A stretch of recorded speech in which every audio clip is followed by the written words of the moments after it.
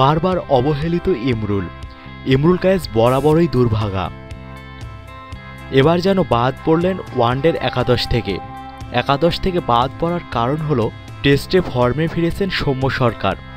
শেষ ৮ ইনিংসে করেছেন যথাক্রমে ৮৬, ৩৬, ১৫, ৪২, ৭১, ৫৩, ৬১ ও ১০। তবে ওয়ানডেতে বেশ অনেকদিন হলো নিষ্প্রভ সৌম্য সরকার।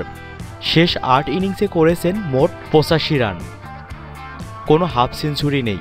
সর্বোচ্চ হল ৩৯ রানের ইনিংস, সেখানে ইমরুল কায়েসের রান ৩৯৮।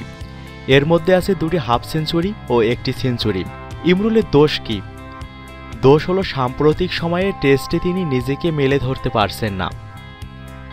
ইংল্যান্ড যাওয়ার আগে ঢাকা প্রিমিয়ার ডিভিশন ক্রিকেট লিগে ইমরুল কায়েস শেখ জামালের হয়ে ৪টি ম্যাচ খেলেন, আর সৌম্য প্রাইম ব্যাংকের হয়ে খেলেন ৪টি ম্যাচ। এর মধ্যে ইমরুল কায়েস একটি হাফ সেঞ্চুরি পেলেও সৌম্য কিছুই করতে পারেননি। মজার ব্যাপার হলো সর্বশেষ ৮ ইনিংসের বিবেচনায় তামিমের চেয়েও এগিয়ে আছেন ইমরুল কায়েস। তামিম যেখানে ১ সেঞ্চুরি আর ২ হাফ সেঞ্চুরি সহ করেছেন ৩৫৩ রান, এর অর্থ হলো ইমরুলের থেকে তিনি ৪৫ রানে পিছিয়ে আছেন।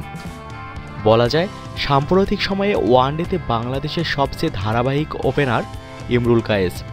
তারপরেও তিনি একাদশে নেই, এর ব্যাখ্যা